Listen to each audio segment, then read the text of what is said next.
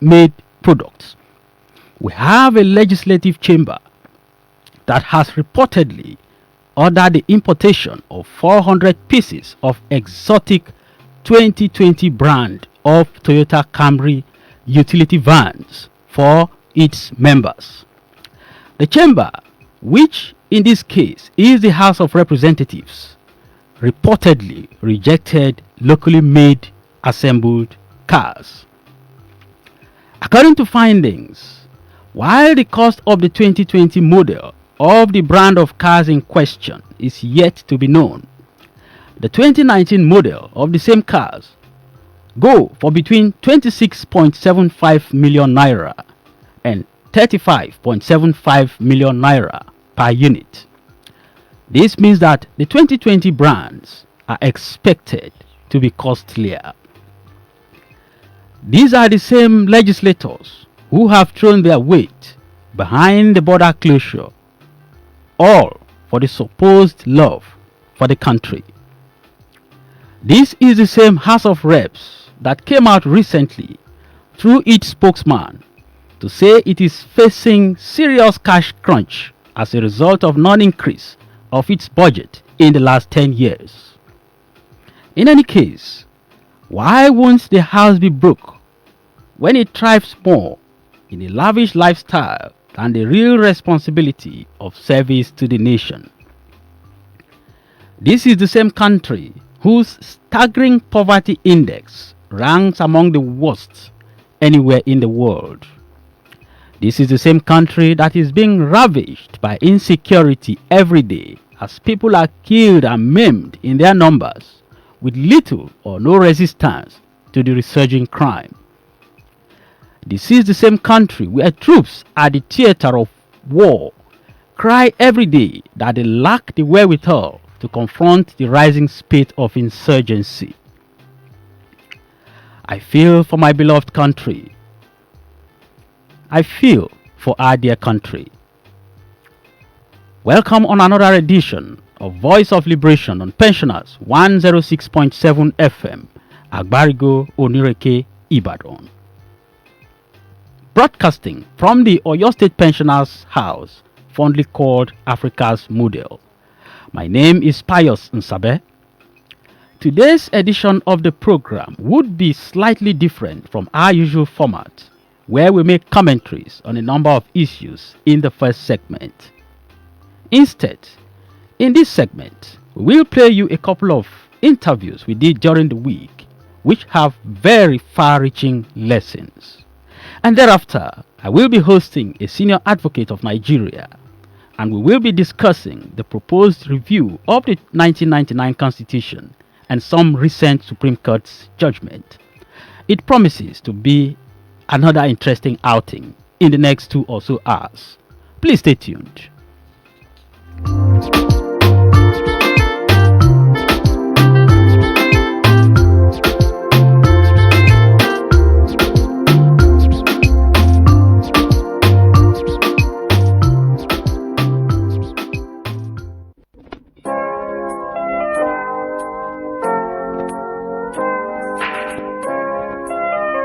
The Bouncy Records presents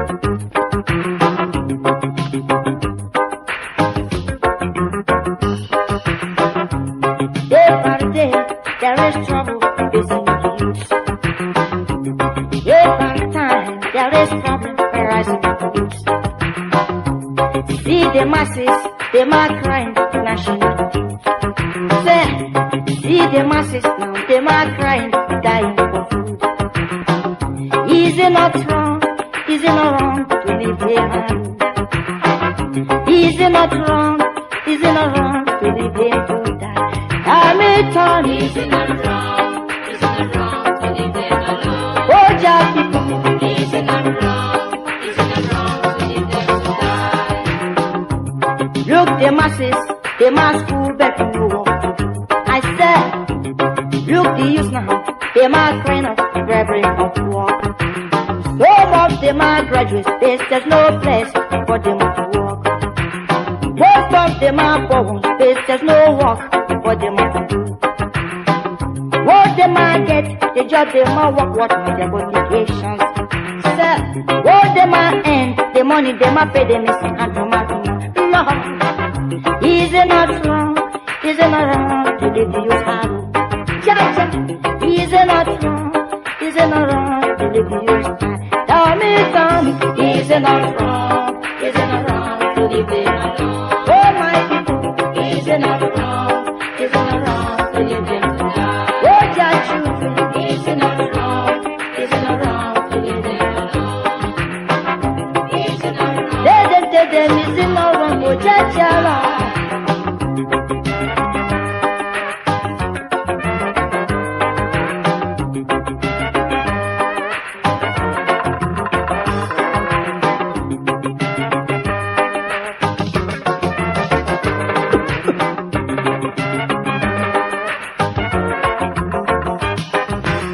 We got many millionaires, we get billionaires, but no one. What all they do every day is to be skyscraper for themselves. While the youths are dying, some are crying for some job for them. Say, the masses are suffering, some are homeless for some more. Whoa, see my people crushing, some are begging for some hunger. Lord, is it not wrong? Is it not wrong to give you your son? Now tunes on the bit. Purchase your track now. Welcome back. The program is Voice of Liberation on Pensioners 106.7 FM Agbarigo Onireke Ibadan. My name is PIUS NSABE. Before we bring you the series of interviews conducted during the week, let's first of all delve into our labor and pension stories. The Nigeria Union of Local Government Employees, NOLGI, has asked its members in Oyo State to return to work on Wednesday. The resumption directive came 3 weeks after the workers were told to stay at home following the crisis rocking local governments in the state. The resumption directive was contained in a statement by the Union Secretary, Chuks Nwankwo, sent to the 33 local government areas in the state. The statement salutes the courage of its members while the struggle lasted. The National Industrial Court sitting in Ibadan has ordered the 8th defendant, Ademola Babalola, in a suit challenging his eligibility in the 2019 Oyo NUJ, talking about the Nigeria Union of Journalists election, to channel its prayers through appropriate quarters. At the resumed hearing of the matter before Justice John Peters, counsel to the defendant, Toyose Owade, prayed the court to transfer the committal proceedings before it to another court. Counsel to the claimant, Mr. Oluwadamilare Awokoya, argued that he had not completed the process of the committal proceedings, noting that the action of the defense was preemptive. Justice Peter ruled that it was wrong for the defense to file a motion on notice for such prayer and consequently ordered it should be channeled through the President of the National Industrial Court for transfer of the case from him to another court. The Nigeria Union of Teachers (NUT) Oyo State Chapter has warned its members against what it called the illegal collection of fees in public schools. This was contained in a statement issued by the Secretary of the Union. The Union, which expressed its concern on the act, considered it to be a counterproductive act to the educational policy of the state governor, Seyi Makinde. It said the state secretariat of the NUT, or your wing, has been flooded with public outcry of the high rate of illegal collection of fees in public schools. The management of Ibadan Airport, Alakia, has organized a one-day workshop for the sensitization of its staff regarding the current outbreak of coronavirus that was first reported in Wuhan, China. as well as Lassa fever outbreak currently ravaging Nigeria. Of course, our aviation correspondent, Bilkis Ishola Taiwo, visited the domestic airport in Alakia and filed in this report.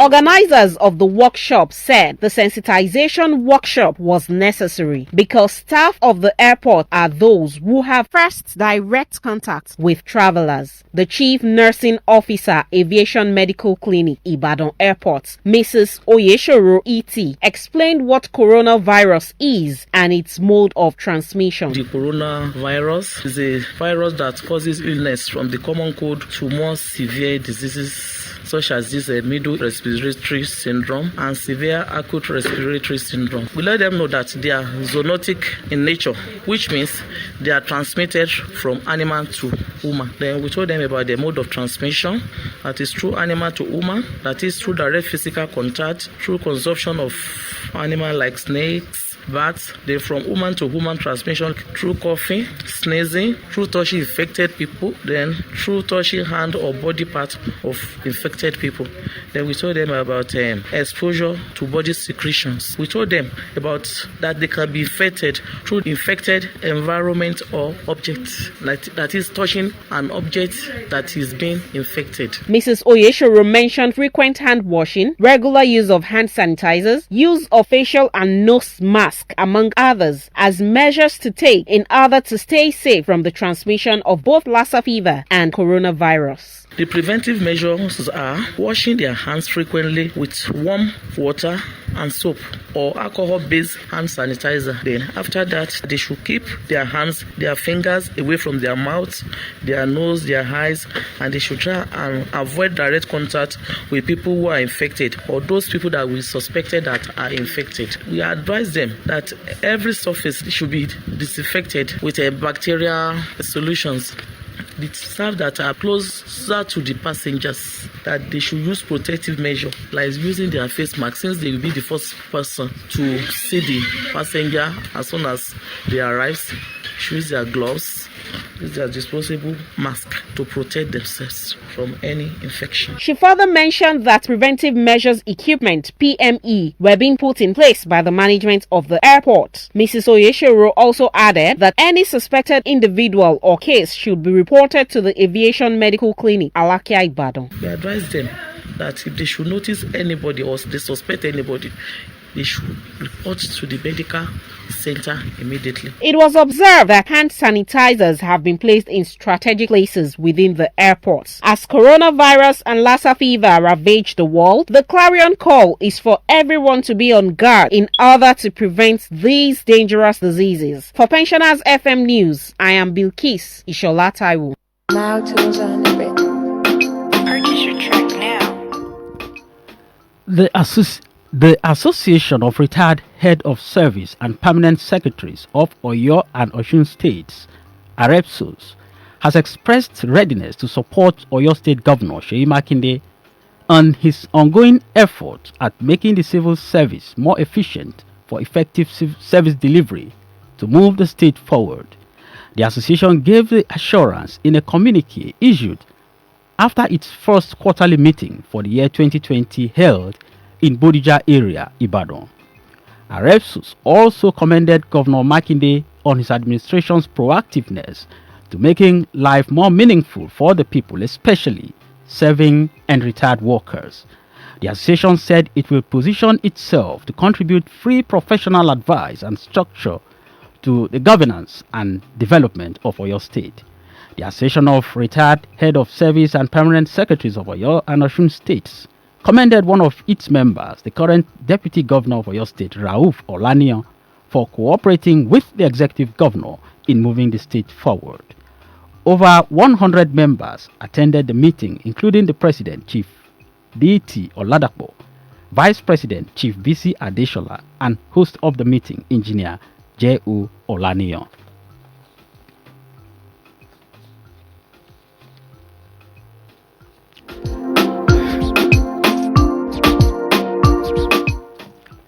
There was relief among residents of Rivers State as the oil and gas workers union in the state, including the Nigeria Union of Petroleum and Natural Gas Workers, NUPENG, called off their strike on Thursday. Following the strike embarked upon by filling stations and tanker drivers in the state, residents had since Wednesday endured a tough time as fuel scarcity hit Port Harcourt, the state capital, and its environs. But all the filling stations began dispensing fuel on Thursday evening as soon as the strike was called off. Governor Nyesom Wike, the national leadership of NUPENG, and other related bodies had intervened in the matter for the strike to be called off. The strike, according to NUPENG in the state, became necessary as a result of alleged indiscriminate arrest of tanker drivers and seizure of tankers belonging to members by the state task force, which accused them of illegal parking. Before the strike was called off, black market operators were said to have been selling petrol at the rate of 350 naira per litre, as against the government-approved price of 145 naira. And outside the country, BAE Systems is taking steps to more than half the deficit of its £20 billion pension fund with a £1 billion injection as it forecasts further growth in earnings and cash this year on the back of a strong order book. The UK defence company on Thursday said it would borrow to accelerate pension payments as part of its plan to clear the £1.9 billion deficit 5 years earlier by the end of 2021. It said £1 billion in injection would be made in the coming months, helping to lighten a burden that for years has weighed down on its shares and constrained the group's ability to deploy cash. With 180,000 members, BAE Systems runs one of the largest pension schemes. Those were some of the labor stories that we have for you on this edition of Voice of Liberation. Meanwhile, the Oluwo of Iwo, Oba Abdulrasheed Adewale Akombi, has been suspended from attending the traditional council meetings for 6 months. Addressing reporters after the meeting of the Osun State Council of Traditional Rulers on Friday, the Orogun of Ila Orogun, Oba Wahab Adedotun, said the Oluwo of Iwo, Oba Abdulrasheed Adewale Akombi, was not suspended because of the alleged assault on the Agbowu of Ogba, Oba Dikirulahi Akinropo.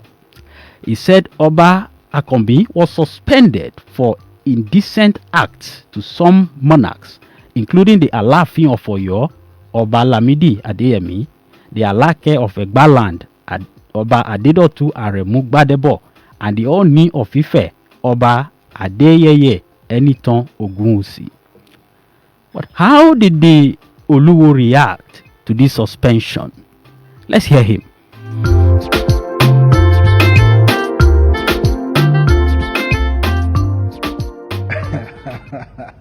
You can see I'm still in the palace. This is the palace of the Oluwo of Iwo land. And there was no suspension. There is no suspension. The suspension of all those council of Obas is audio, not just audio. There is no suspension. The AIG cleared it. Oluwo didn't punch anybody. The government officials says Oluwo didn't punch anybody. So don't listen to some people saying that they can suspend meetings. I don't have to go to their meetings.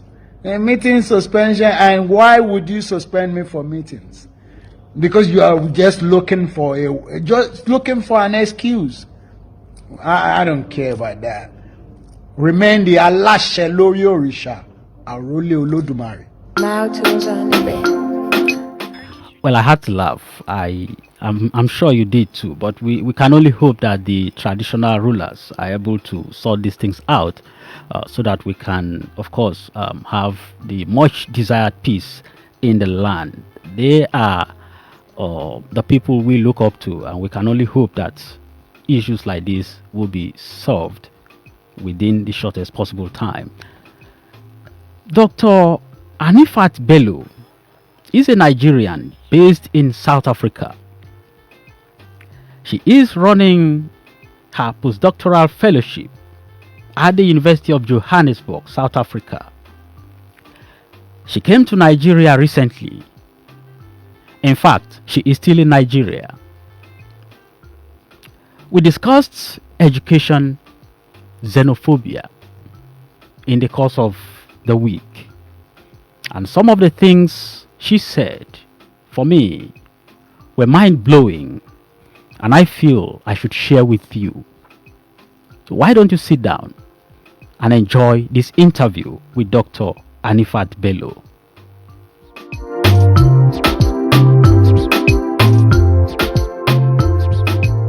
Okay, I'm Anifat Olayemi Bello. I'm based in Johannesburg, South Africa. Currently doing a postdoctoral fellowship at the University of Johannesburg, South Africa. In terms of education now, I'm sure you know quite a lot about the standard of education in Nigeria.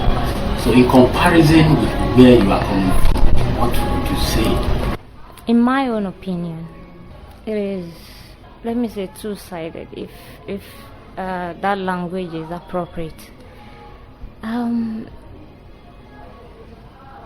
At the level of, at the elementary, secondary level up to, say, first degree, bachelor's degree, I think that our education here in Nigeria is better than in South Africa. I can't. Really? Yes. But talking about postgraduate level, that is honors, masters, and PhDs, the education system over there is way better than here in Nigeria. Let's start with that of the undergraduate level. Yeah. Which you talked about. Why? What are your reasons for saying that you have a better head over there? Yeah, because, okay, for example, maybe the first year student, the modules that they do, I mean, they only do like few modules. I don't know if you really understand, but here we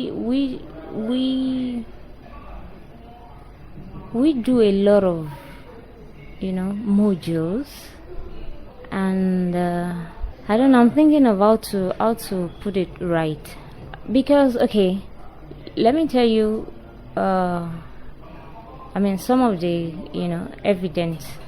By the time we get there from here, if you have like a bachelor's degree here, and when you get there, like we perform better than the students over there. And then one thing about their education system is, I mean, the fact that they kind of, I will say, pamper the students, because these students, they are lazy to study. That is a fact. In fact, they do say it themselves. But now by the time, that is why they do get a lot of bursaries. Like, okay, come to study, you don't have to, pay. You don't have to study with your own money. So, but still, they don't use that opportunity. And then the little ones that they are able to, invite, they are able to, like they do them like, no, let's be lenient with them. And exactly, that's why I use the word pamper. Them so much workload like we exactly. So they pamper them, okay, because I remember when the students we were tutoring then, like when we marked their assessment or practicals and all that, they told me that I was too strict with my so I have to, okay, there's no problem, I can do that. Exactly. So they pamper them, and then like they don't want them to fail. They You understand? And here, if you fail a course, automatically you do a carryover. You do it the next session. But there, they do like summer, examine a rewrite So, and then at the end of the day, and again here we operate the system of this cumulative GPA and all that, exactly. But there, it's just based on the final. You can afford to play your way around in your first year, second year, and when it's your third year, then when you buckle up and then you get good marks, then it is based on that. So that's why I mean, to me, that's why I said in my own opinion. From your own observation and experience there, has it had any negative impact on their performance after school? I'm trying to get your What question I'm saying is, right. for instance, assuming I'm studying to be maybe, let's use mass communication for example. Okay. And then with this kind of attitude, do they come out well groomed?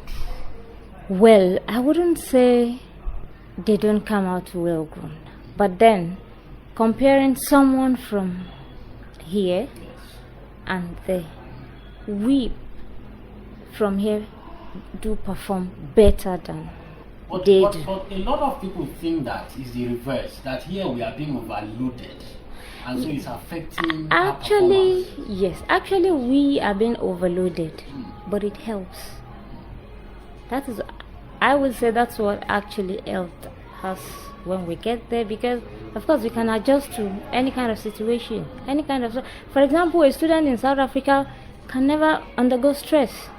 You understand? For example, I have a colleague, we're in the same lab doing PhD, and after 4 years she deregistered, she discontinued the program, saying, she's been doing PhD for 4 years, and I mean, she's not getting any close to finish and all that. And then you understand? And I mean, for someone like me, that can never be in my option. I mean, that can never be an option for me. For a typical Nigerian student. Exactly. Despite the stress, the challenges and everything, I mean, I couldn't possibly deregister. I couldn't possibly say, no, I'm not going to continue. Wow. Okay, let's talk about the other side now, which you said is better than what we have here. That's talking about the postgraduate the research. What makes it unique? What makes it better? Oh my God. Like, they invest a lot financially into education, into research. If you have a research proposal, okay, what's going to be the outcome? And for as long as you're going to get papers out of it, publication and all that, they can invest anything. That is what we don't have here in Nigeria. I mean, for someone like me, I studied throughout with a bursary, not a penny of my own. Even when you are not a citizen of that country? Even when I'm not a citizen. My PhD study was on bursary. I mean, look at that. And then the environment, again, is very encouraging. I mean, by the time you see a lot of equipment that you can use, you will be encouraged to do more and more. Unlike here, because I remember when I did my master's degree, what does this say about us here? Yes. Particularly the government. Exactly. I think the government, has a lot to do in terms of pumping into education financially. I think maybe in the budget, the allocation for the education should be increased. You understand? When I did my master's degree, I had to buy, some reagents by my using my own money.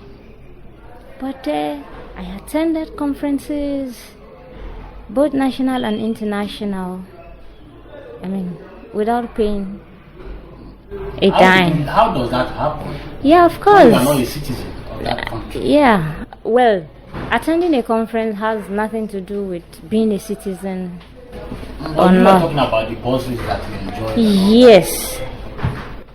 For as long as you are able to identify a supervisor, you have your supervisor, and then this is the research you are both working on, and then there's a conference somewhere where you can showcase your research project and all that, research ideas, share ideas with other academics, then they just sponsor it automatically.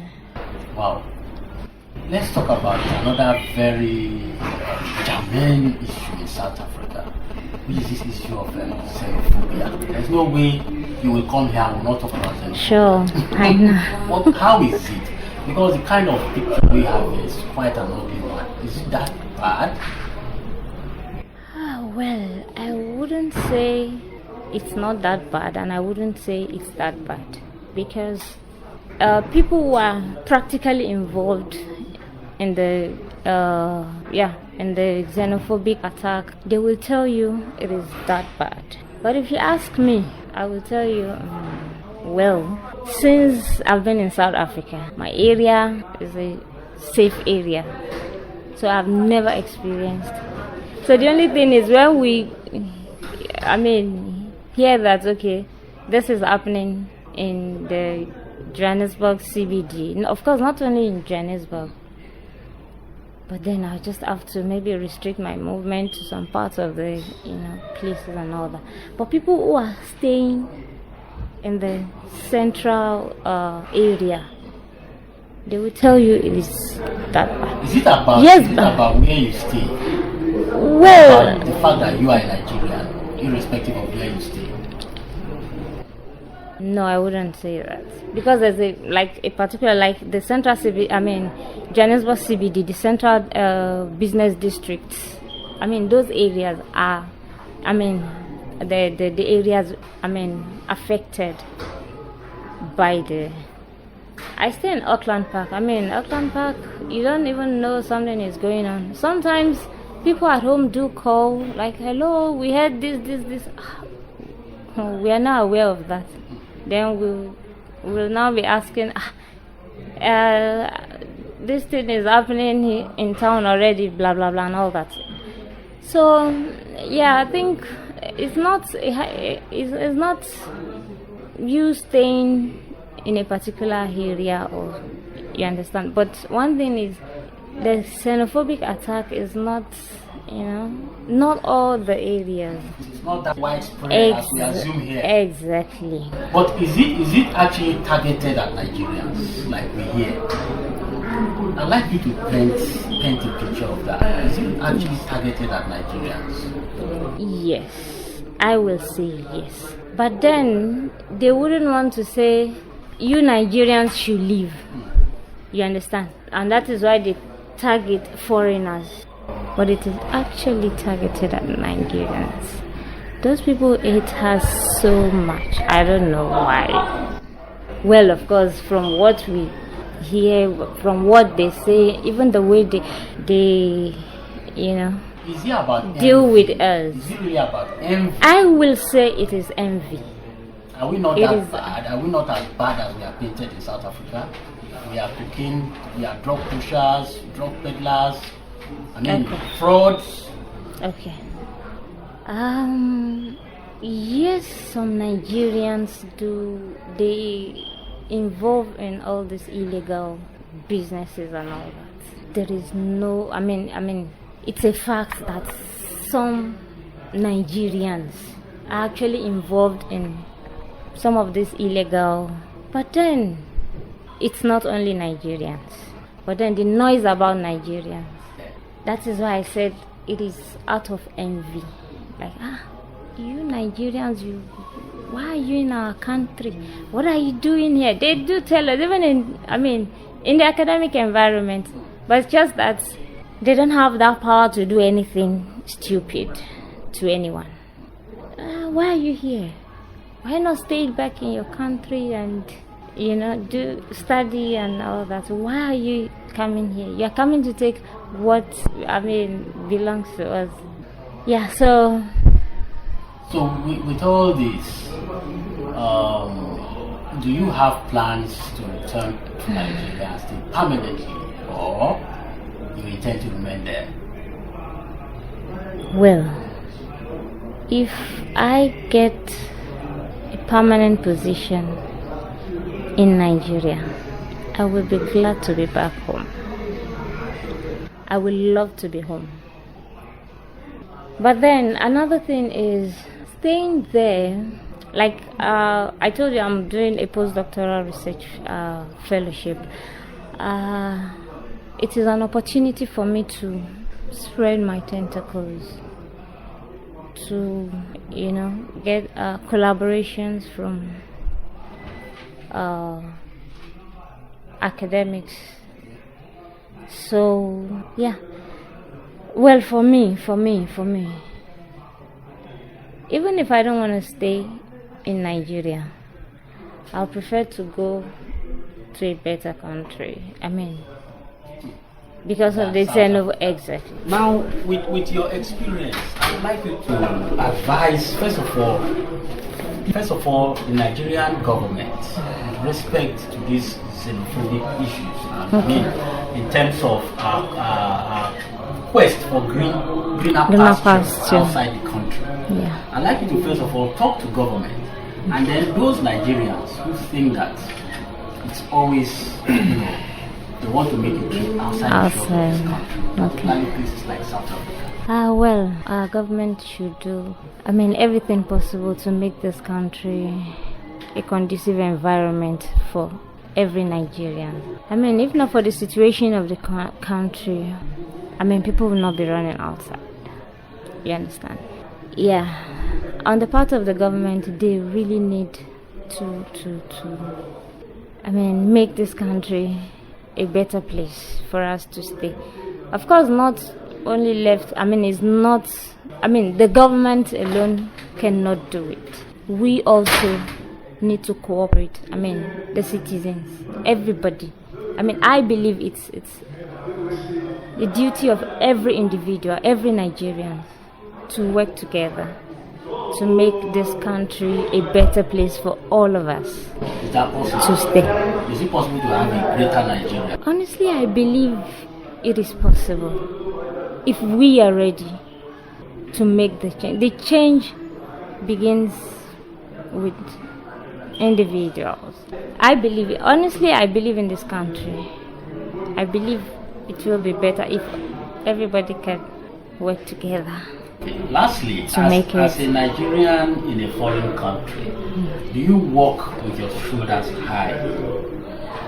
Like as a Nigerian, yes, in South Africa, are you proud that you are a Nigerian? Yes, I am proud to be a Nigerian, and I say it everywhere. Even though some people do hide their identity, I will tell you I am a Nigerian.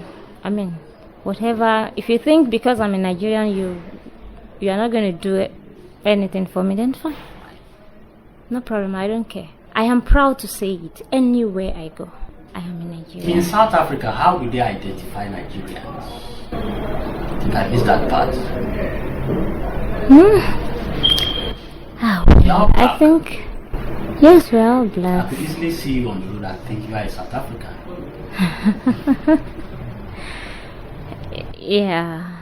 But, well, let me say, maybe some people have a typical look of a Nigerian. I don't know. The Igbos, they are easy to identify. Like, that's what it is, a Nigerian. Then I think maybe the Hausas too. But the Yorubas kind of way. Is there a particular way we carry ourselves there that we just do that this one must be a Nigerian? Well, it depends actually. Like I told you, some people will not even want to identify themselves as Nigerians. But like we do say something, Nigerians know they carry last in what we do actually. like in whatever we do, we are always like outstanding. You understand? And yeah, I can't really say much about that, but yeah, that's. I must sincerely thank you. I feel like continuing with this interview actually, but I must thank you so much for the time and everything. How soon are you going back? Thank you for the opportunity. Yeah, by the end of the month. Wow. How long have you stayed around?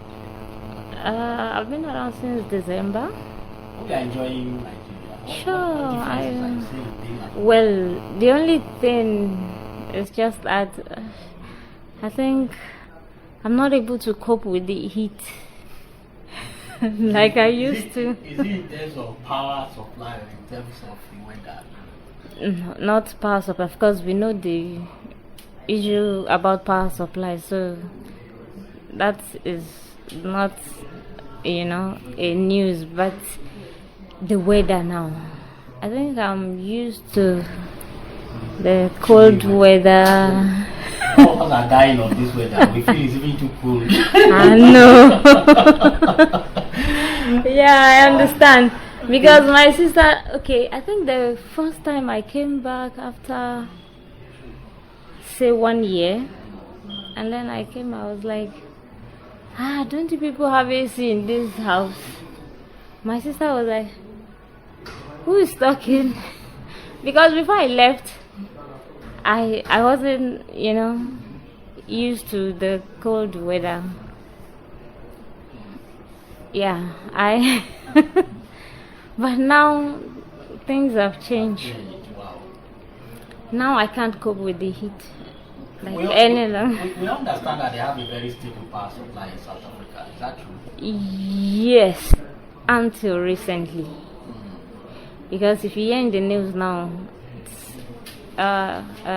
load shedding is almost every day now. But I think the only difference is just that, they will give you notice over there that, between so time and so time, there will be load shedding. So you have to prepare your time, because everything over there is about power. When there's no power, there's no life there. Nothing. In fact, there was a time we heard the president left Egypt for a summit he went to because there was power crisis in South Africa. They had to fly back. Yeah. So when there's no power, there is no life. Everything, will be. Nothing can continue. But here we are used to it. Life goes on even without power. We have alternative, means and all that. Now to NSABE. Purchase your track now. Welcome. Purchase your track now. Dr. Anifat Bello, a Nigerian based in South Africa, running her postdoctoral fellowship at the University of Johannesburg. She came home recently, and we had that interview. Now, in something a bit similar, Professor Aina Adeogun of the Department of Zoology, University of Ibadan, recently attended the International Symposium of Women in Science in New York, United States. She is one of the 5 Africans chosen for that event organized by the United Nations. Let us hear her briefly.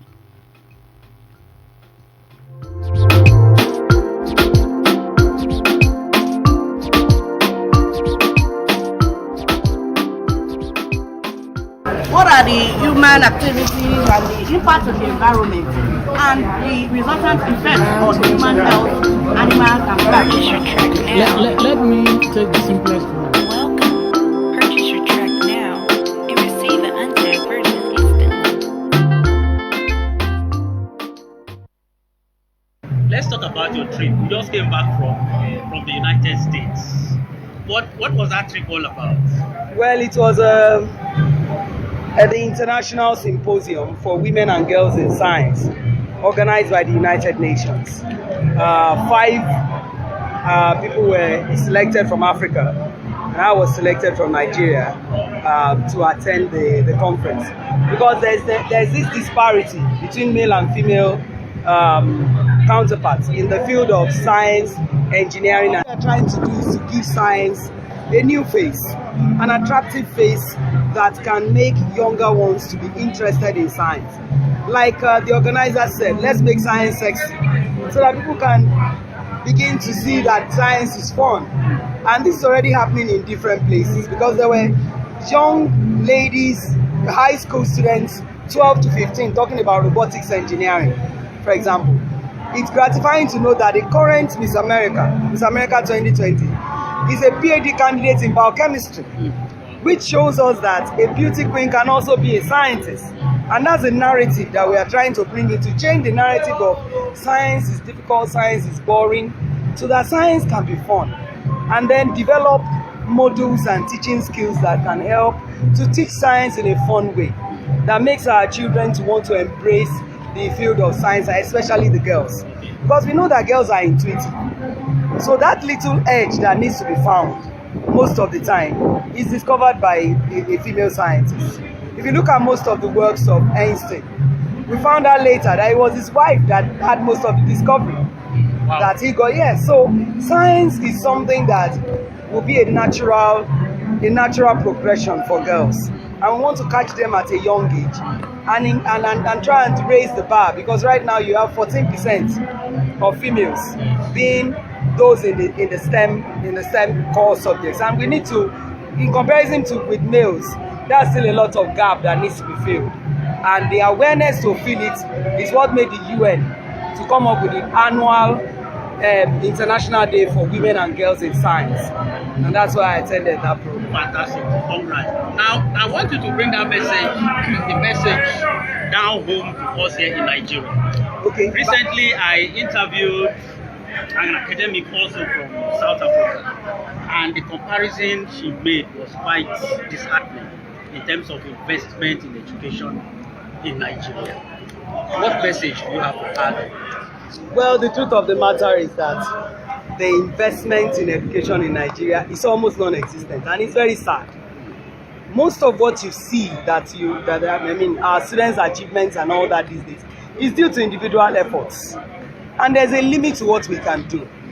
Most of the time, you're only able to help to get about 2 to 5% of your students to go out and do some good science and come back. We want to do more on the local, home, because when you do your science at home, you have a wider reach, and we are losing a lot of geniuses, people that if they were exposed to practicals and all that at an early age could come up with things that could solve Nigerian problem of global relevance. There are so many things happening in Nigeria that's happening globally, and we have a lot of intelligent young people. How you get to know is what they can do with their phones, what they can do with all the programs and everything, which tells you that the resource for greatness is there. We just need to tap it. That's why you find that Nigerian students, when they are not doing so well here, go abroad and they perform excellently. We don't have the basic amenities to even attract them to stay in academia, which is power, the equipment we need, because we describe equipment based on what is in textbooks, and that's abstract. Most of what our students get exposed to when they go outside, students have been using it in high school, abroad, PCR machines and all that. High school students run experiments with PCR machines. Imagine the first day some of my students saw PCR machines and they were postgraduate students. They were so excited. Imagine what would happen if we can start with 100 level students and we carry out simple ELISA techniques and they see the end product and all that. They'll be very happy. They'll be very happy, and then you find that we'll be able to retain their interest, because science is visual. Anything you want to teach now, you have to bring the visual technology into it. When they can see it, when they can work with it, they will retain and remember it. And that's the message we're trying to bring to science in the African context. And we're making some progress, but it's important for government to prioritize education.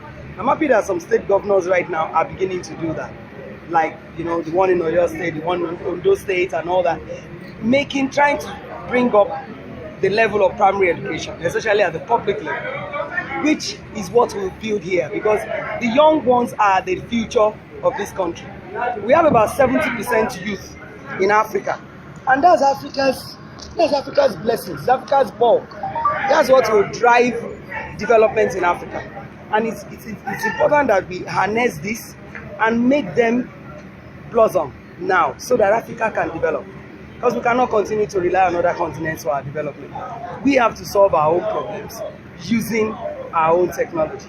And the resources are available. We have a lot of young people around who are ready to work, who are resourceful, who are intelligent. We just need to tap into this and harness it into something that will develop our country. Thank you very much. You're welcome. I sincerely appreciate this. Now tools on the bit. Purchase your track now. Professor Aino Adeogun of the Department of Zoology, University of Ibadan, one of the 5 Nigerians who recently, one of the 5 Africans who recently attended the International Symposium of Women in Science in New York, United States of America. I hope you enjoyed those interviews. We will be back after this short break. Please stay tuned.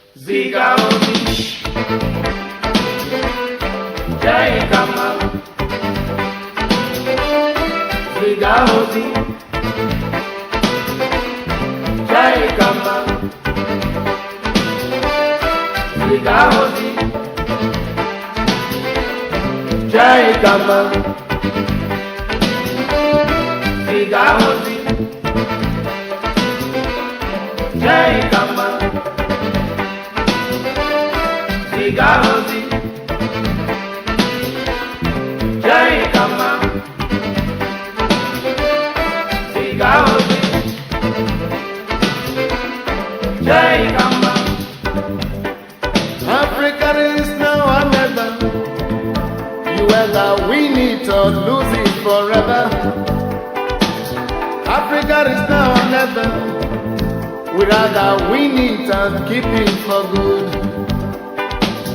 Nigeria is now or never. You whether love it or lose it forever. Nigeria is now or never. We rather love it and keep it for good. Freedom is now or never. We either win it or lose it forever. Freedom is now or never. We rather win it and keep it for good. Let me hear you. Zika Ozi, Jai Kama, Zika Ozi, Kanje Bahana, Jai Kama.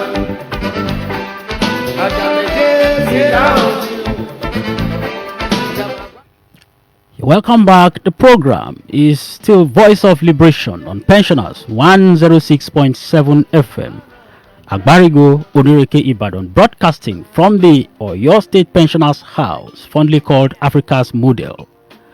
My name is PIUS NSABE. It's 10:57 a.m. on our dial this morning. Amid the socio-economic and political challenges Nigeria faces, there had been growing calls for a new, or at least what seems to be a new constitution for the country. Most Nigerians believe that the 1999 constitution is faulty from the very preamble, which says, and I quote, "We the people of Nigeria give to ourselves this constitution," end of quote. Such Nigerians have always insisted that a piece of document which came into force through a decree by just a handful of Nigerians could not represent the interests of the entire nation, and therefore could not have belonged to the people. There had therefore consistently been an agitation in some quarters against the current constitution. Nigeria has had a series of constitutions. The current constitution was enacted on May 29, 1999, inaugurating the Nigerian Fourth Republic. In January 2011, 2 amendments of the 1999 Constitution were signed by President Olusegun Obasanjo, the first modification since the document came into use in 1999. Yet, it appeared a lot more still needed to be done given the perceived loopholes in that document. As a precursor to what was intended to correct some of the anomalies in the amended 1999 Constitution, a national confab was set up by the Goodluck Jonathan administration. Jonathan appointed 492 delegates to the National Conference, which held for 151 days at the National Judicial Institute. Among the recommendations made by the late Justice Idris Kutigi-led confab were creation of 18 new states, a home-based model of government that effectively combines the presidential and parliamentary systems of government, all elected members of the bicameral legislative arm of all the tiers of government serving on part-time basis, rotation of presidential power between the north and the south and among the 6 geopolitical zones, while the governorship will rotate among the 3 senatorial districts in a state, removal of immunity clause if offenses attract criminal charges to encourage accountability by those managing the economy, independent candidacy, a modification in revenue sharing formula to give more to states and local governments, among many other far-reaching recommendations. Unfortunately, the government that convened the 2014 confab did not see the light of the day after the 2015 general election, and so that document went into limbo. Little wonder the 8th National Assembly under Senate President Bukola Saraki and Speaker Yakubu Dogara in 2017 voted to amend some key elements of the country's constitution, amid growing complaints by some citizens that the document had become increasingly unworkable. 33 key areas were considered, out of which 3 were rejected while 30 were adopted. The 3 rejected were devolution of power, state creation and boundary adjustment, as well as 35% affirmative action for women as ministers. Those adopted included financial autonomy of state legislature, special account for local governments, presidential assent, immunity for legislators for acts in the course of duty, time frame for submission of names of ministers nominee, independent candidacy, separation of office of the Attorney General from the Minister and Commissioners of Justice, among others. Again, it seemed these 2017 amendments by the 8th National Assembly amounted to a mere waste of time, as not so much has been heard about this since then. Only recently, the 9th Senate has indicated its intention to review the Constitution. As a matter of fact, the Senate President, Ahmed Lawan, has constituted a 56-member panel made up of 7 principal officers as a steering committee for the Constitution review, with 1 senator each from the 36 states and 2 representing the 6 geopolitical zones. He named his deputy, Ovie Omoagege, as the chairman of the steering committee. The 7 principal officers are the Senate leader Abdullahi Yahaya, Robert Boroface, Sabi Abdullahi, Senate Minority Leader Enyinnaya Abaribe, Emmanuel Boacha, Philip Aduda, and Sabi Yao. The Senate says it would look at recommendations of Kaduna State Governor Nasir El-Rufai-led Committee on Restructuring as devolution of power, full local government physical autonomy, full autonomy of the judiciary, youth inclusiveness in governance and gender parity, top the agenda of that report. The Senate says it would also look at the recommendations of the 2014 National Conference, which it considers as a working document in its move to review the Constitution. The move by the Senate is already generating some reactions from Nigerians. The professor of international law and jurisprudence in the University of Lagos, Akin Oyebode, said, and I quote, "The Nigerian Constitution, or Decree 24 of 1999 as he called it, could be likened to a car whose body had undergone so many panel beatings. Not only is it not autochthonous, it does not answer the needs of the age, and so should be replaced by a more authentic and worthwhile fundamental law. However, it is neither the place nor function of the National Assembly, being a parliament set up to enact legislation for the peace, order, and good government. The rightful body to discharge the duty of fashioning a new fundamental law is a duly convened constituent assembly. Otherwise, it would amount to the tail wagging the dog." End of quote. On his part, elder statesman and senior advocate of Nigeria, Afe Babalola, at a recent lecture reiterated his belief that the 1999 Constitution was the bane of Nigeria's prosperity, saying it should be completely discarded.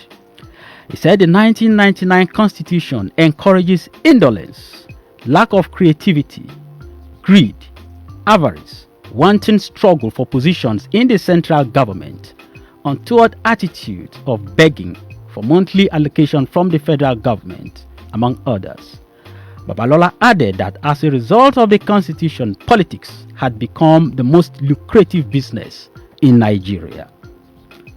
While saying that he had seen the draft of the new Constitution being proposed by the National Assembly, Babalola agreed that if it scales through, it would make politics less attractive and pave the way for the emergence of transformational leaders in the country.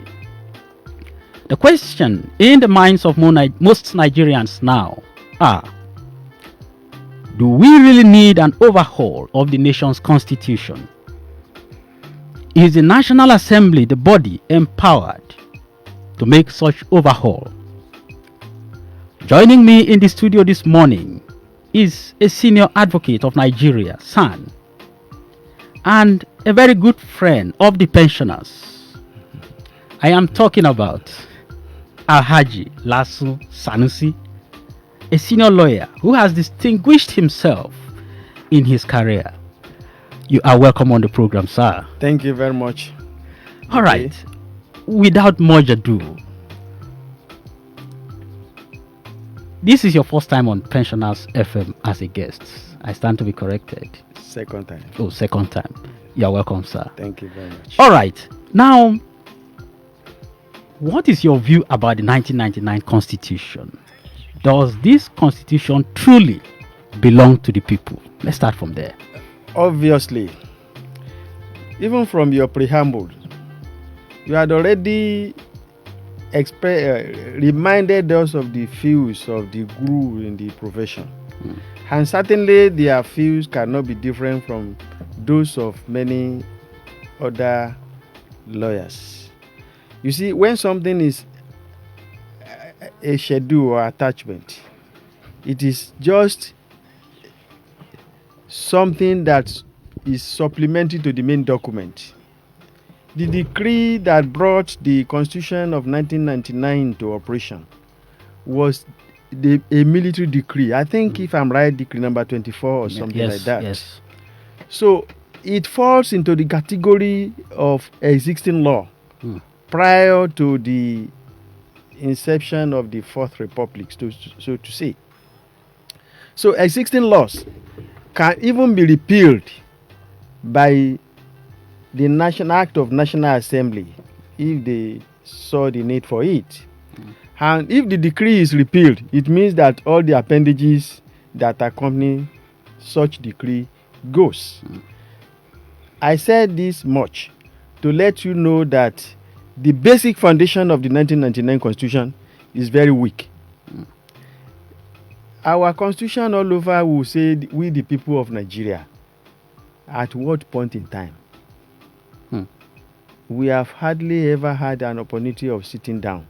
Perhaps except when the Murtala Obasanjo regime wanted to relinquish power.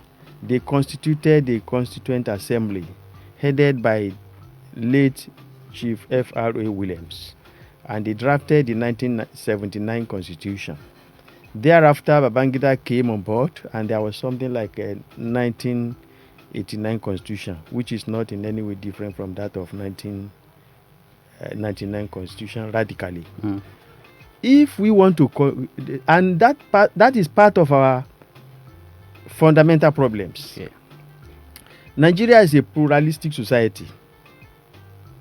It is not possible, even a family, for an individual or even a head of family to decide that this is how all members and sections of the family must conduct their affairs. We have several ethnic groups in Nigeria. They have their individual peculiarities, which in a society like this must be taken into consideration when we are drafting the organic law of the nation. So, the first thing I will talk about is that we need to have political will. Our leaders need to create political will, because what we see in the country is that even in governance, they do more politics than governance. We have to discard that with that kind of attitude. They should assemble a constituent assembly, not unpick members. There must be election, referendum. So, in other words, you agree with Professor Akin Oyebode on this matter? You see, you cannot put something on nothing and expect it to stay. No matter how many times we tinker with the document that is fundamentally faulty, then we will still be dancing around the main object. Okay. We need people through referendum who will send their representatives to the National Assembly. Everybody, God has blessed this country so much. There is no section of the country that does not have intelligent people.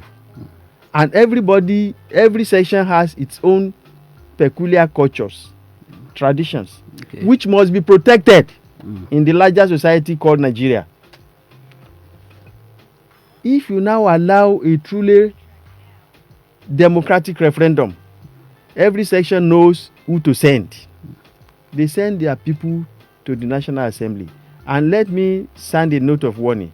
Such election must not be like the do or die one they do when they want to struggle for political offices. Okay. Let people appoint their representatives, elect their representatives. They truly believe, understand their culture, understand their problems, understand their aspirations, and we truly represent them in the Constituent Assembly. Is it something that looks like the 2014 confab? Yeah, 2014 confab, it looks like it, but if you remember, most of those people were appointed. Yes.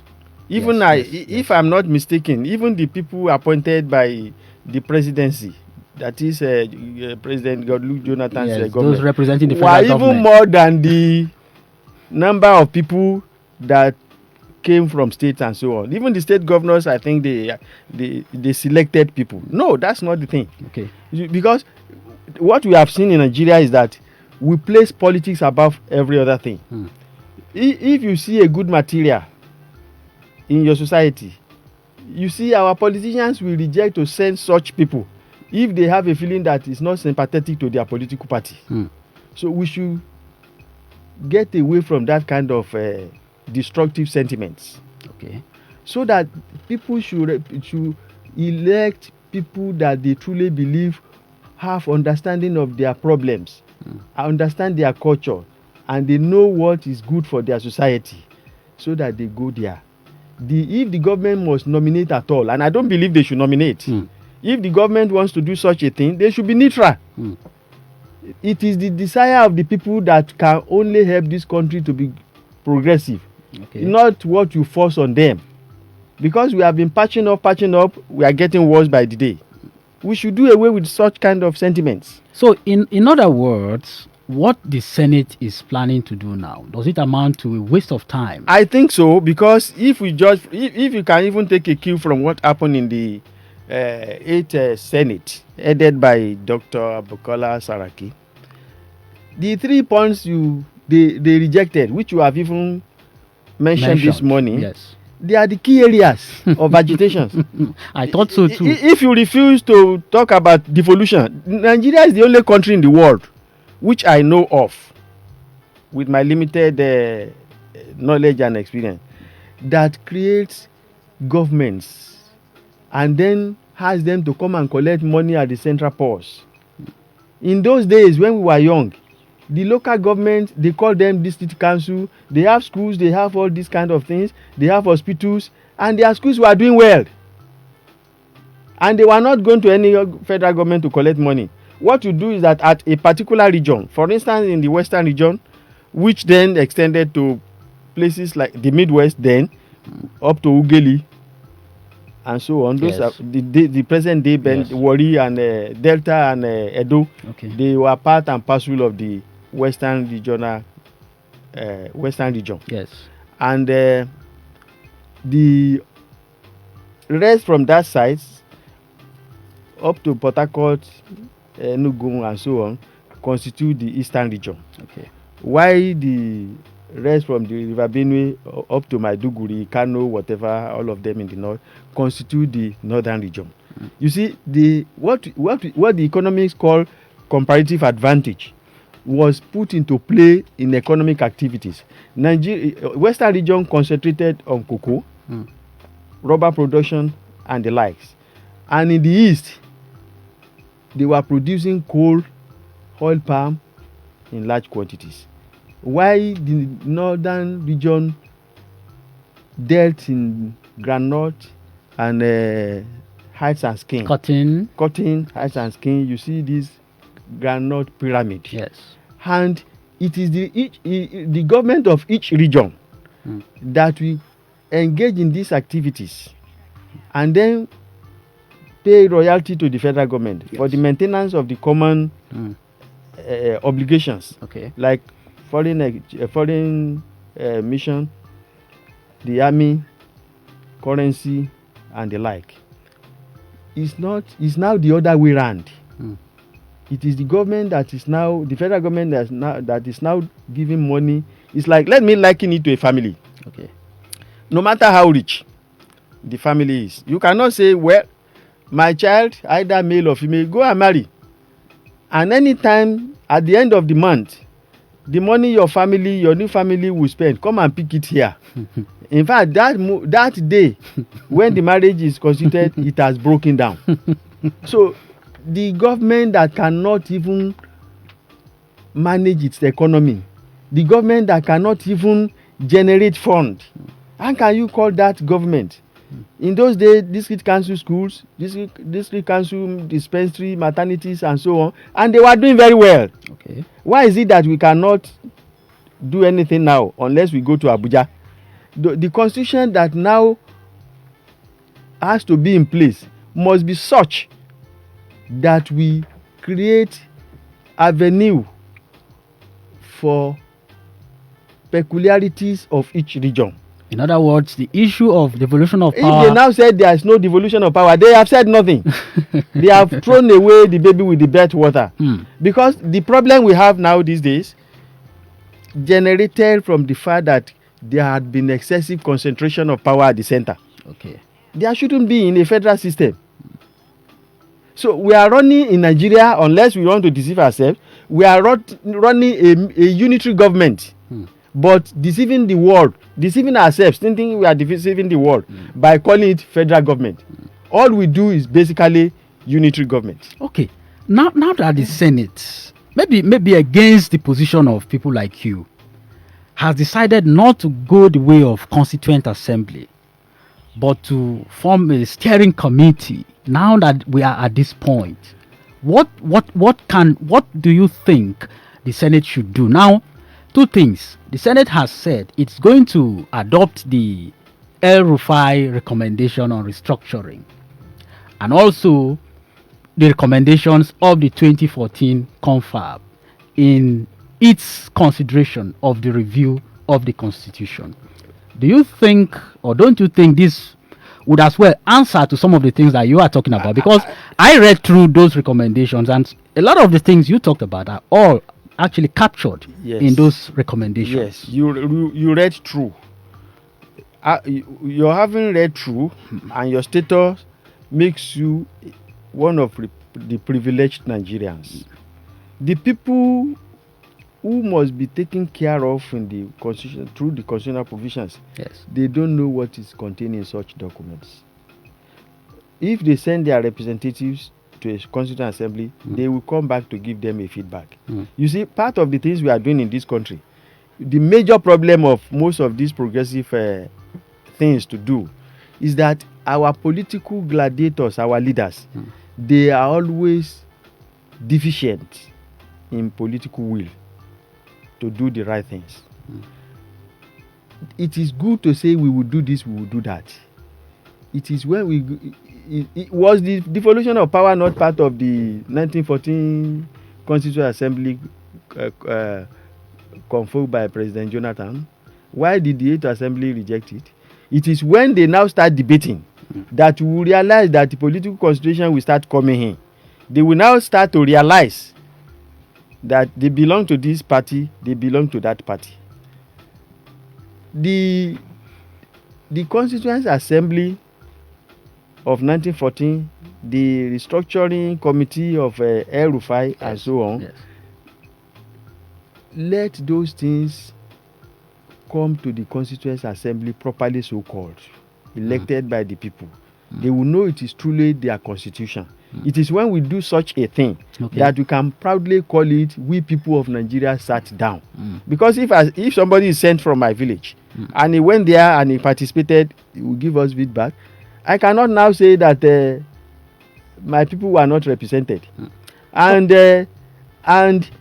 that is what we refabricate everywhere. And for instance, if you send somebody from Benue, he knows what his people are going through. But let's also look at it this way. If you look at the National Assembly now, I think it's the melting pot of all Nigerians as it is today, because every Nigerian has a representation at that National Assembly, at the level of the Senate, and also at the level of the Green Chamber, talking about the House of Representatives.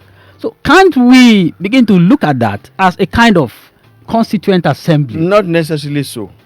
The reason is this. You see, I said earlier on that the problem we have is politicking.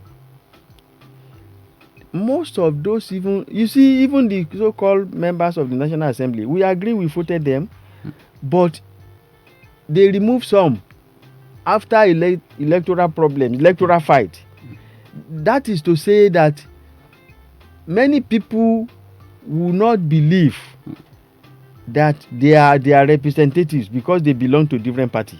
But if a different referendum is put up specifically for constitution drafting, and the government decides to be sincere, because the problem is Nigeria is the only country in the world, even where you have so much hostile post-election litigations.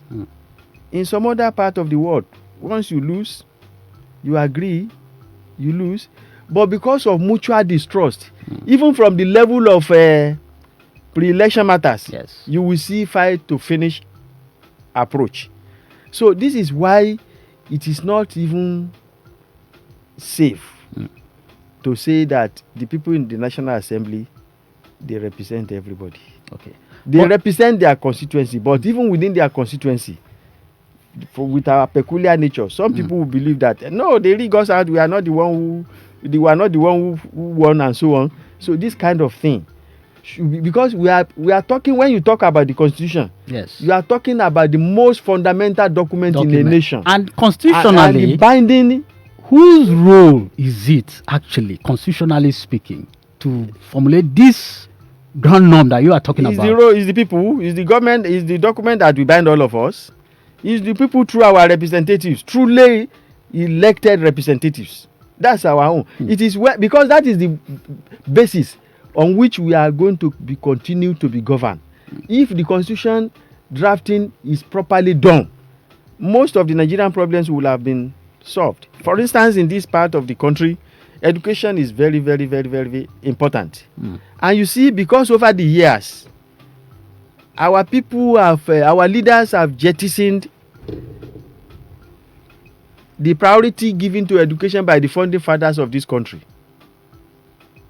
Because, like in the West, education was so fundamental that even the stark illiterate woman who is in the village, instead of our child to be returned from the school, if the father is not buoyant enough at that particular point in time, will be ready to sell our clothes so that the child will go back to school immediately. Okay. If we are making progress, by now, we will have gotten to a stage where education, at least, if not to university level, to secondary school level, must be free and compulsory. Because if it's not compulsory, we are not talking much. I commend the some of these governments that are now giving them books, doing this, but let the education be compulsory. The byproduct of relegation of education over the years is what we are seeing in the country today. 10 million boys, all these things. Wow. In those days, it will not happen. And even if you are going to be an artisan, you will have been educated to a certain stage. There were trade centers, technical schools, and so on. They can learn handwork and so on, handcraft. And the moment you have some little education, before you go for those trade, you are better off than those who never went through the 4 walls of the school. Wow. And I do not see any reason why education should not be compulsory and free up to secondary school level. What about the money we are hearing they are wasting on many frivolous things, on political things? Look at how much is spent to conduct election. We will continue. Let me just let our listener know that at this point, the lines will be open for you to contribute on the program this morning. It's still Voice of Liberation on Pensioners, 106.7 FM, Agbarigo, Onireke, Ibadan. My name is PIUS NSABE, and I am hosting this morning a senior advocate of Nigeria, Alhaji Lasun Sanusi. And together, we have been talking about the proposed review of the 1999 Constitution by the Nigerian Senate. The numbers to call this morning, 0908 111 1067, 0908 111 1067. You can also call 0808 101 0808 010 1067, 0808 010 1067. Let me also let you know that we are streaming live on Facebook. Pensioners FM 106.7. Pensioners FM 106.7. You can also reach us on Twitter at Pensioners FM. Also on Instagram, Pensioners FM 1067. We're streaming live too on our website www.pensioners1067fm.com, as well as Zeno FM, liveonlineradio.net. You will reach us through any of these mediums and see what we do live in the studio. Now, Senior Advocate of Nigeria, I want to ask you this question, because as it stands now, we don't know if the Senate is actually going to take the advice of people like you. We hope so. But should they not take the advice and want to go their own way like they are going now? What specifically would you like to see changed or reviewed in our constitution? Well, if they decide to go ahead, there are many problems which contribute to make the constitution unworkable, so to say. For instance, look at the issue of Land Use Act. In any developing nation, land is a very serious instrument of progress. Okay.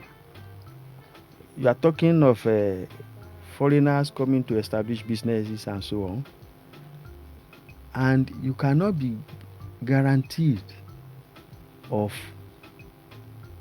land to be used for a long time. In those days, during the era of conveyance, once you have your conveyance registered with the government, then you are safe to some extent. There are securities to some extent. Now, it may even in some states, it takes long before before CFO can be granted. Yes. And it can even be revoked at any time, although they say for overriding public interest.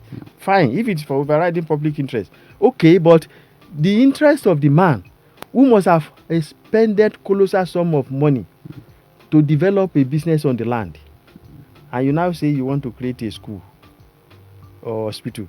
Definitely we need those things, but certainly you will not destroy somebody's business. Okay. He probably had taken money from the bank on the basis of that land, so they should review the Land Use Act, and it's a very difficult area for review in the Constitution, so that people can easily access land.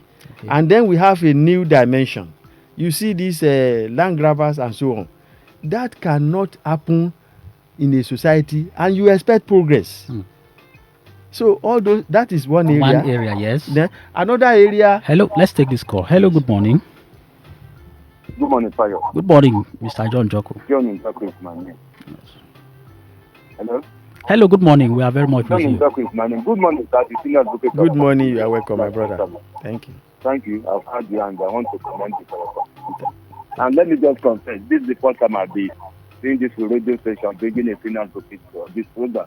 Even though I'm among those calling on them, so we need to hear from senior advocates. Now you have them. Please turn down the volume of your radio set a bit. The producer says we are getting some negative feedback. Okay, thank you. Yes, I love hearing from the senior advocates of Nigeria. So we learn a lot from them. I'm one of them too. Thank you. So among the issues to be discussed will be the El-Rufai recommendation on restructuring and the devolution of power.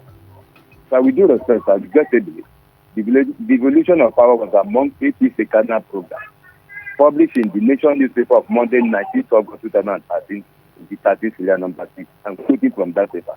Serial number 6 says devolution of power. But when the subject matter came up at the National Assembly, it suffered cerebral vascular accident. It did not survive the heat of the state, even when the party controlled the majority of the House. Are we sure the present constitutional review is not a time by mere exercise in stupidity? John Joko is my name. Thank you very much. Thank you, Mr. John Joko.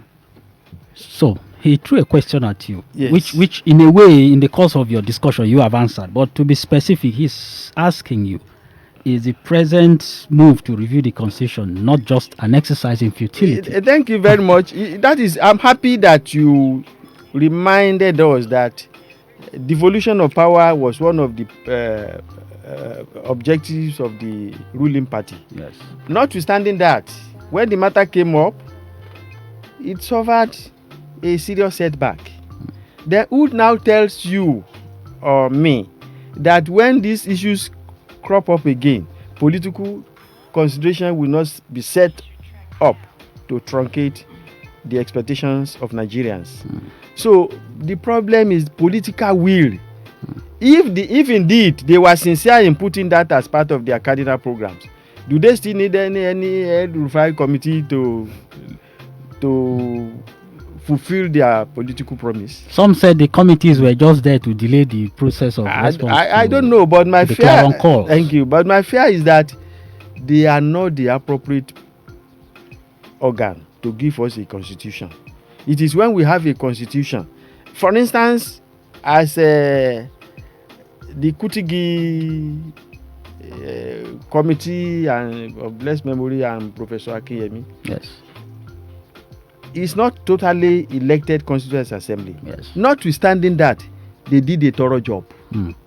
So, why did the government that now made devolution of power or restructuring part of their policy programs, yes, why did they now decide to throw that committee's report to the dustbin? So I think that will have been a starting point. Okay. And if we have been seeing what they are doing towards that, perhaps those of us that are very pessimistic about the ability of the National Assembly to give us a clean constitution, we will have started having a rethink. Let's assume that the Senate, as it is now, has discussed. Okay. Hello, good morning. Good morning to you. Good morning, sir. Good morning to you. Hello, good morning to you. What's your name? My name is Jacob Alari from Ekota Ibadan. You're very much welcome on the program. I'm so interested on this your program. Thank you so much. Some mention something that makes me totally sad. Okay. When I was in Lagos around 1980, I was in Lagos the time that Governor Jakonde was in governor at Lagos State. By that time, he gave order that say every child that has interest to go to school, let all of them go back to school. And then make it possible and compulsory for all of them. They don't want to see any child carry pepper, carry anything that they are selling in the money during the hour that's supposed to be in the class. He forced all of them. You know, once he make it easy, if you see any space, any open space around community, he just did a little classroom to occupy all the children. And all of them, they are enjoying. They go back to school. Yes, some people have 3 child, 4 child. They send them, it's a free education, not money. They spend money for book, uniform, everything. Let me tell you something. All of them now, most of them, they are engineering, doctor. I tell you the truth. Wow. They have sense. When they start doing this school, all their parents say, okay, this my child, they have sense like this. The notebook like this, all of them they happy. They live a better life. Our people say they have money to make free education from primary school to secondary school. Share school now. Thank you. Look at the money they wanted to collect from abroad. That's a better money. It's enough for us. So thank you. Please help us. Thank you, Mr. Jacob. Government. Yes. I say labor today is already start. The government is listening to you. That's why you have a voice calling. Thank you. Thank you very much. The program is Voice of Liberation on Pensioners 106.7 FM. I am with a senior advocate of Nigeria this morning, Alhaji Lasso Sanusi, and together we are looking at the proposed review of the 1999 Constitution by the Senate. 0808 010 1067 0808 010 1067 0908 111 1067 0908 111 1067. You can call in, of course, make your contribution on the program this morning. Sir. Now. Okay, you wanted to say something. I think you asked me to continue the areas. Yes, that's exactly where I'm going. Because you've talked of the Land Use Act now. I want us to look at other possible areas that you think. Yes, I think we need a fundamentally different constitution.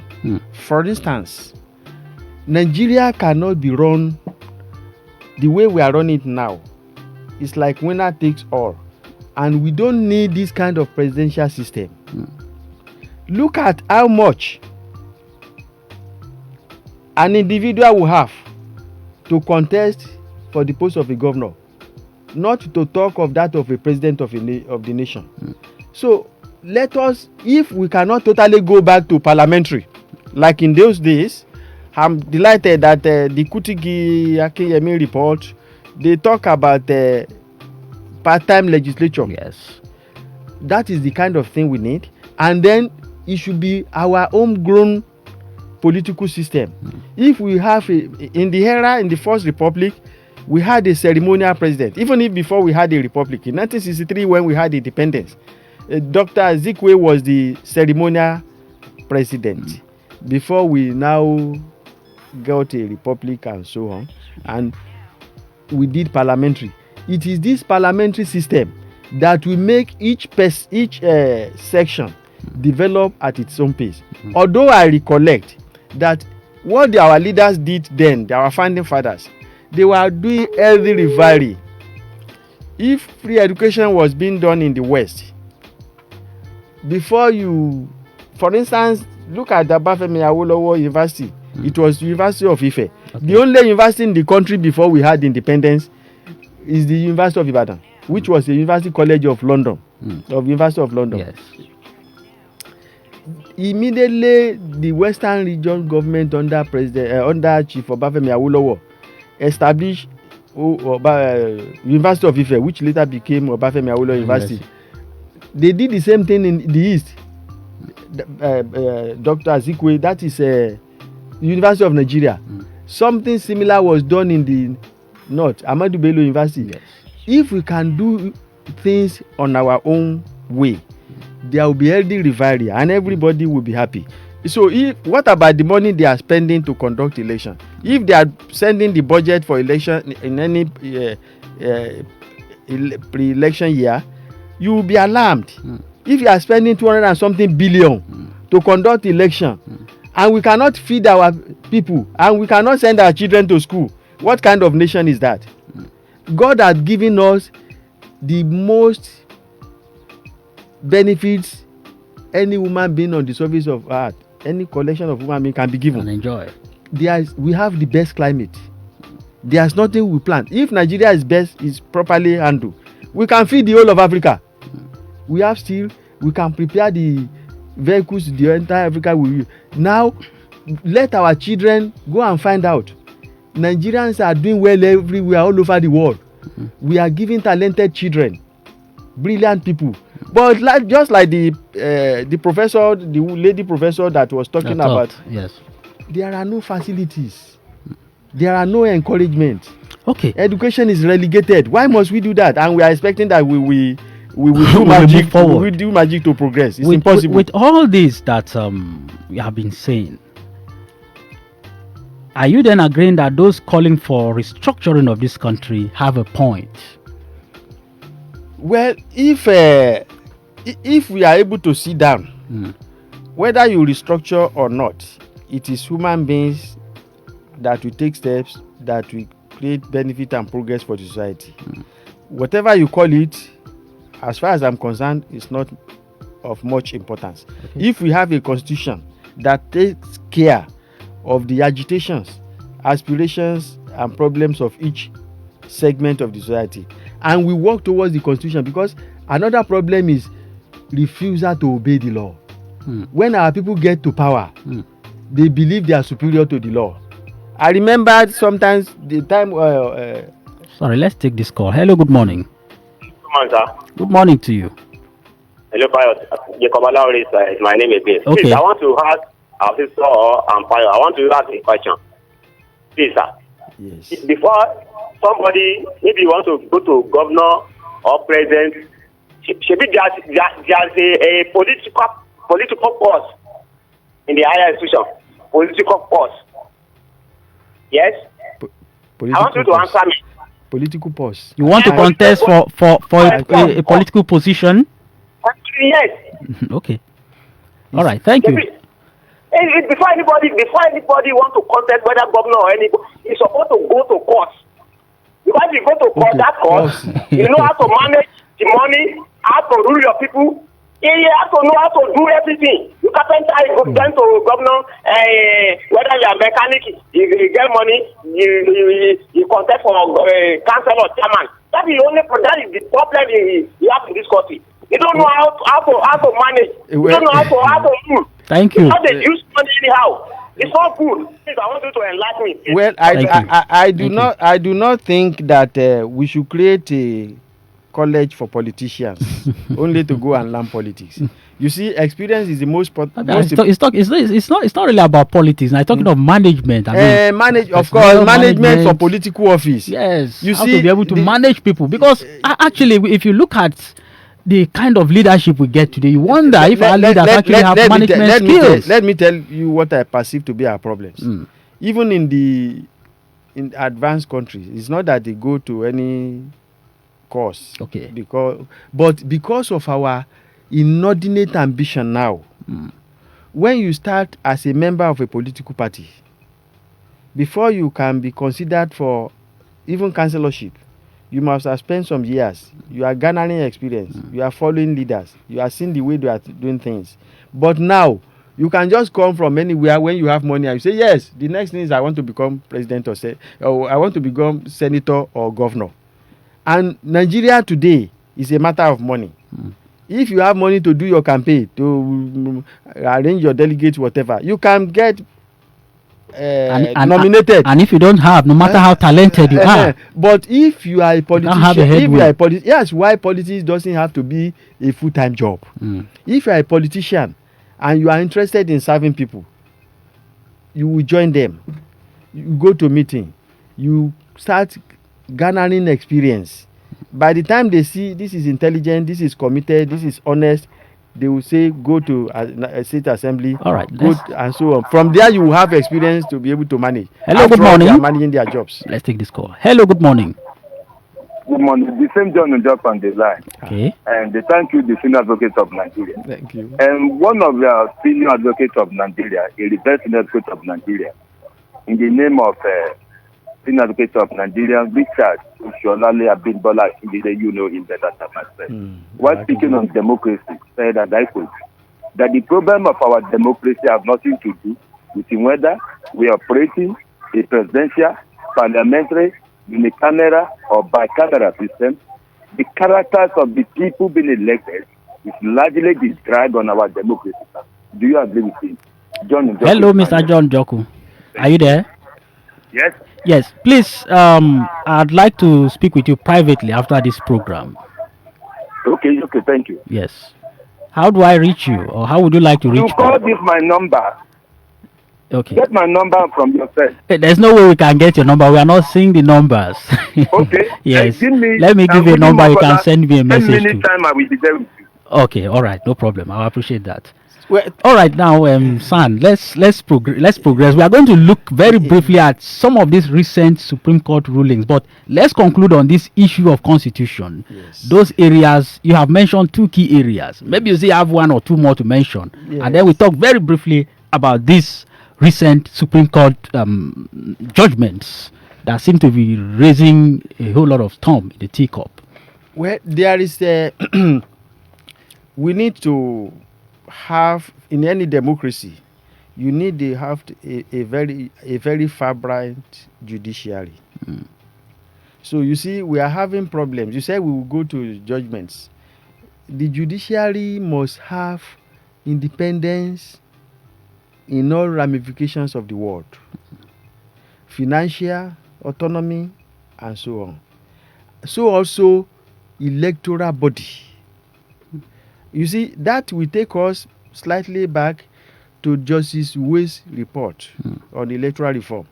The body was set up by late President Yar'Adua of blessed memory.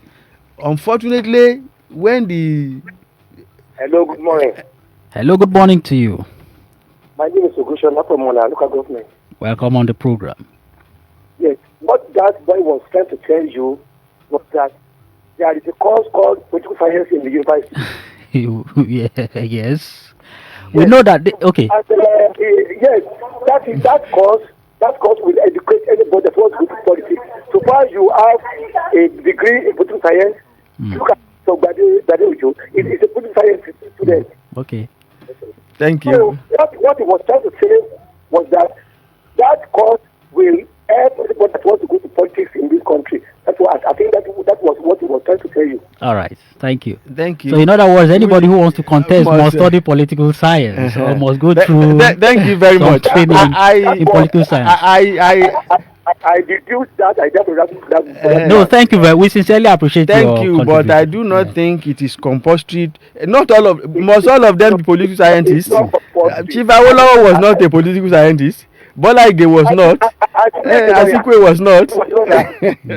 So, and they did, even Balewa, he was a teacher, and they all did very well. Just like he said something which I wanted to talk about before. Okay. He mentioned about I think is that that Chief Akinjide is our father in the profession and everything.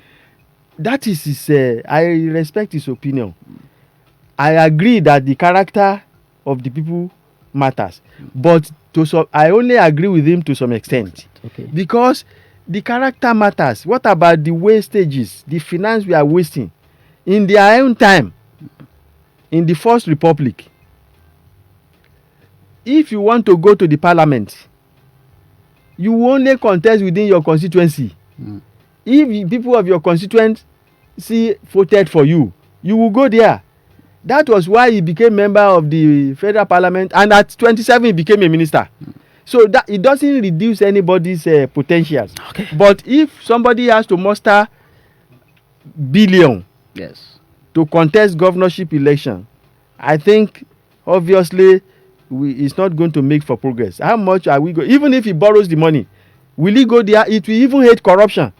Will he like to throw away his hard-earned resources? All right, senior advocate of Nigeria, let's talk a bit. I think I'd like to just get one more word from you on this issue of constitutional review, and we talk about the latest Supreme Court judgments in the country. Okay. Yes. Yes, we'd like to get one more word from you on this constitution by way now of advice to the Senate, which is moving to review this constitution. If they are determined, I think the starting point, we have no excuse. They have no excuse because they are majority in the House. Our president, we all massively voted for him across all the geopolitical zones. The Constitutional Conference report of 2014, headed by late Justice Kutigi, they should publish the entire thing, and they should ask the president not to dump it in the dustbin. And with that, let them go for the political report of Justice Ways. Okay. He did a thorough job. Okay. But unfortunately, even the president that appointed his team refused to carry it forward. The way they will appoint electoral body chairman such that it will have credibility. Okay. The INEC or whatever you call it will have credibility. Everything was spelled out.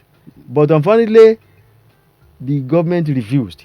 So all those things, because when you now have faith in people doing it and they have no fear, you see, when a judgment is delivered, if it favors PDP will say yes. That's a confirmation that our democracy has come to stay. It's victory for democracy. If the APC will say no. That has become like a cliche in Nigeria. Exactly. Today. And when the judgment favors APC will say the same thing. PDP will condemn the judgment. Okay. So we need to have sportsmanship spirit. You cannot all win. And the moment you go there and you do not go there to serve your interest. You go there on patriotic platform that we want our fatherland to progress, to excel. Then if you don't have chance to go there, you wait for another time. Talking about judgments now, let's look at the two latest major governorship judgments by the Supreme Court. I don't know if you follow those two judgments, that of Imo State and that of Bayelsa State, and the circumstances surrounding them. Do you agree with Supreme Court in this judgment? Yeah, we know that the Supreme Court has been said to be the court of finality. But do you agree, looking at some of the reasons that were given? Well, it is it's not compulsory that I agree with them. Okay. And it's not in all cases that you agree with them. Okay. But just like the late Justice Oputa, one of the giants in the profession in those days, the era of Justice so and so on. He said the one judgment. He said, I think that was a case of Adegu Kemutos and Adesanya, something like that. Nigerian Grade Law Part 109 or something like that. That's for lawyers. He said, we are final, not because we are invaluable, but we are invaluable because we are final.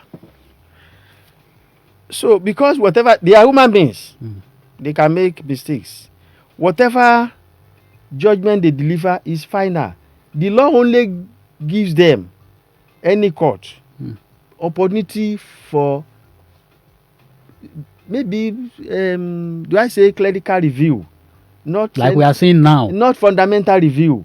So what are we seeing now? What we are seeing now, is it clerical in your own word now? Or? Now, I want to wait. They have not done the review, so I cannot be preempting what they will do. Okay. But you talk about the Bayelsa government. Yes. Bayelsa governorship election, where the governor was sacked on the basis of we have to use alleged now because the court has said that I do not forgery by the deputy governor. Even where I don't know, I don't read the documents. But whether it was forgery or whatever, that's not even the issue as far as I'm concerned. The issue is that, as far as I'm concerned, is that the constitution of the country is binding on them.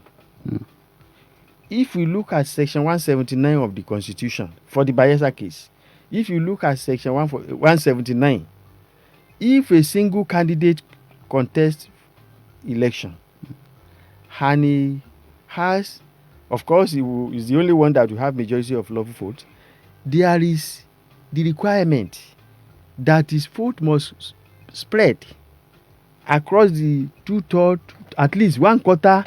He must have scored 1/4. Yeah, 25%. Yes. That's one quarter. One quarter of the vote cast in each of the 2/3 of the local governments. Yes. And this is not the time we are having 2/3 palaver in this country. Even the very first time we tried to come back to democracy after several years of military. That was in 1979 during the era of Shagari and Awolowo. Okay. This issue of 2/3 generated argument and it went up to Supreme Court. Now, if the man now, from what we read in the paper, I have not been privileged to see the copy of the judgment, has not been published, and I'm not a party to the case. Now, if Section 179, that's what it says. Yes. If there are now more than two candidates, more than one candidate, and one is not eligible, whoever will be eligible must have 2/3 of all the votes in one quarter in that spread of 2/3 of all the local government. Yes. Now, what we read is that this man they put there now has 140 something votes, if I'm correct, 143,000 votes, where the other party that was removed has 352 votes.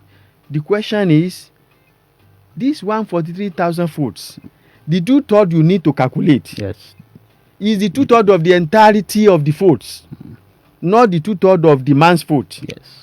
So if not of the man's vote, I don't agree. Would that also include, because the assumption is that provided the other party was disqualified from the election, if the other party was the vote is now a nullity, and the Supreme Court said something, why you cannot even castigate them? But they still had some step to take which they did not. They said, and the person that has majority and geographical spread. Yes. But the first problem is that the timing of delivery of that judgment was too short. Hours to the time the other man was to be sworn in. I think that was too dangerously late. Then they will have called for address. It is INEC that is now given the responsibility to find out whether the man has geographical spread, which is wrong. It is not 2/3. It is not 2/3 of his 100 and something votes. It is 2/3 of the entirety of the votes. And if it is 2/3 of the entirety of the votes, they should go for. At this point, I'd like to say a very big thank you to my guest this morning, Alhaji Lasu Sanusi, a senior advocate of Nigeria, and of course, a very good friend of the Oyo State pensioners. Let me also thank my producers of this program this morning, Babatunde Tiamiu, and of course the in-house producers here, Banke, Bello, and Ladi Martins, for being there, and to our esteemed listener for always being there for us. I'd like to say a very big thank you to you.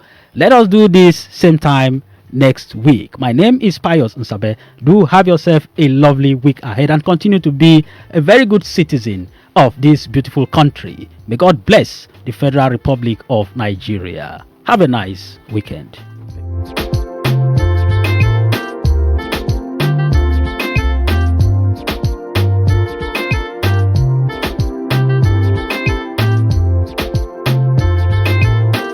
Tools on the bed. Now tools on the bed. Purchase your track now.